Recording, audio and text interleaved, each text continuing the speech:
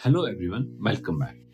So, it's been a while that we could not upload any new video on our platform due to professional and personal commitments.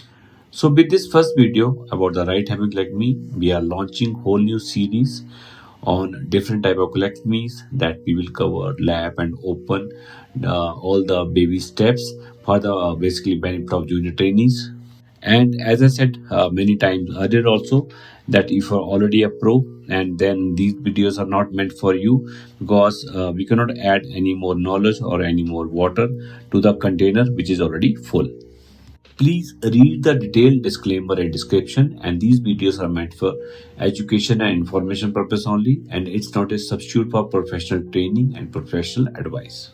So right hemicolectomy versus extended right hemicolectomy. So if our basically plane of resection is to the right of the middle colic, and we have taken out only the right branch of the middle colic vessel, then it is a right hemicolectomy. And if we our line of resection extends up to the splenic flexure for the growth of the basically hepatic flexure or the transverse colon, then it will be right extended hemicolectomy. And if you are new to our channel, so for exclusive and early access to the surgical videos, please download our app available for Android and iOS, or join the premium channel membership. The links are available in the description and pinned comments.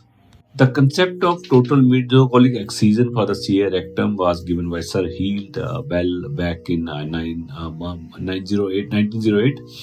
But the concept of complete mesocolic excision and central venous ligation was basically popularized and introduced by Dr. Hohenberger, who is a German surgeon, in 2009. The central venous ligation and complete mesocolic excision, it is associated with the, decreased local recurrence, better survival, and lesser basically systemic metastasis, particularly in the locally advanced colonic cancer.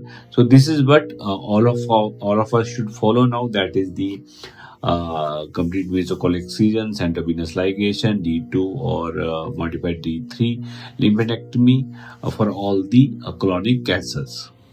How do we prepare these patients for surgery? We give routinely intravenous antimicrobial prophylaxis, that is usually the broad spectrum antibiotic with some anaerobic coverage in the form of metronidazole at the time of induction, that is roughly 45 minutes before the basically incision.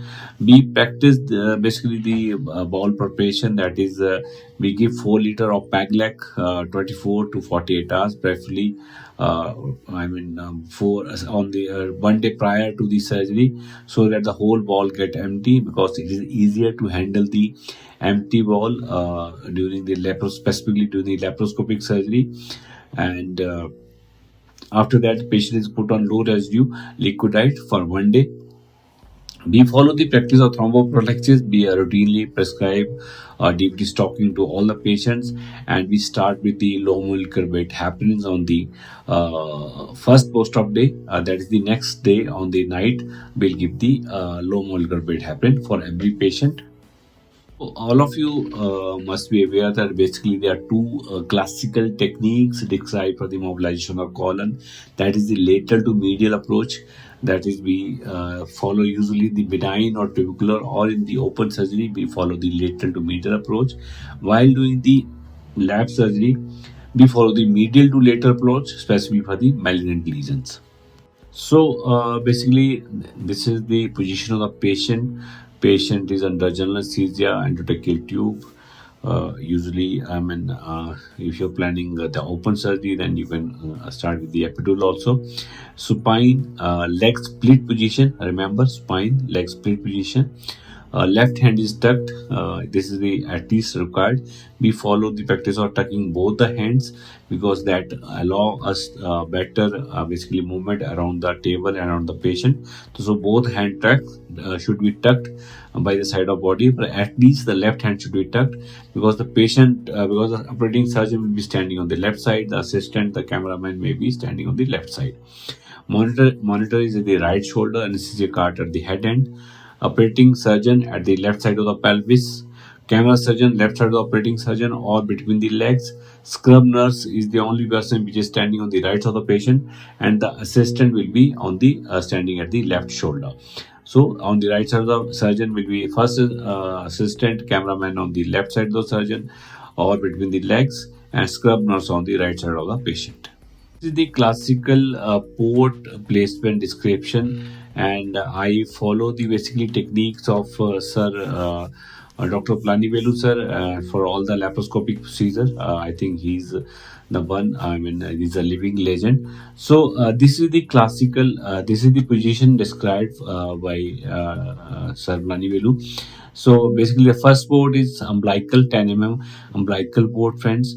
So it is through the umbilicus, or now we are basically shifting it towards the left side, slightly on the left side, or it can be through the umbilicus depending on the contour and size of the down. Second trocar is suprapubic. Here it is 10 or later you may have to convert to 12 We are planning for the basically staplers. So 12 or 10 you can convert later also. Third trocar is your this left iliac fossa. This is below the umbilicus in the usually in the mid clavicular line. You have to basically make proper triangulation. That is the 5 left iliac fossa trocar, slightly below the umbilical level. Right hand working port for the infracolic dissection. So while starting with the number 3 trocar will be your right hand working. The number 4 again, this is the right iliac fossa trocar 5 It is slightly below the cecal base, left hand working port, again in the mid clavicular line. You have to triangulate. I mean, these positions are just approximate, and as you keep doing, you keep modifying, keep learning, and keep adapting with these techniques. So this is while doing the infracolic dissection. So the port number 3 and 4 will be your right and left hand working port respectively, and your camera port will be number 2, that will be suprapubic port. Or you can basically use the later on you can use the this umbilical port also as the camera port while doing the supracolic dissection. It's just a repetition. That's port 1 10 umbilical, camera port for supracolic dissection. This will be camera port for later part of the dissection, or it can use the right hand port during initial port. Port number 2 10 or 12 that will be suprapubic 2-3 centimeter above pubic symphysis, camera port for the infracolic dissection. So in usually the initial part of the dissection, this will be the camera port. Part 3, right iliac fossa port, slightly below the cecal base, left hand working. Port number 4, 5 left iliac fossa trocar, slightly below the umbilicus level. Right hand working port for the infracolic. Port number 5 is the left hypochondrial trocar, lateral to the midclavicular line, and 2 to 3 finger breadths below the left costal margin. Right hand working port for the supracolic while doing the supracolic dissection. Port 6, it can be optional port.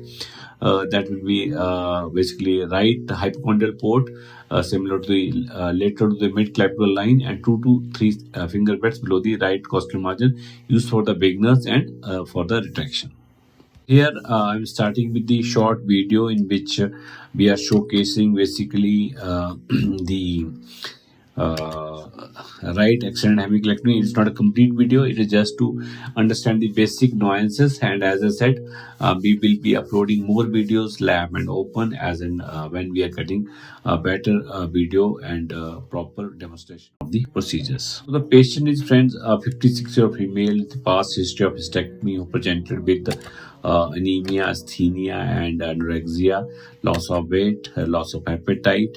The fecal occult blood tests were positive. So the first step will be staging laparoscopy.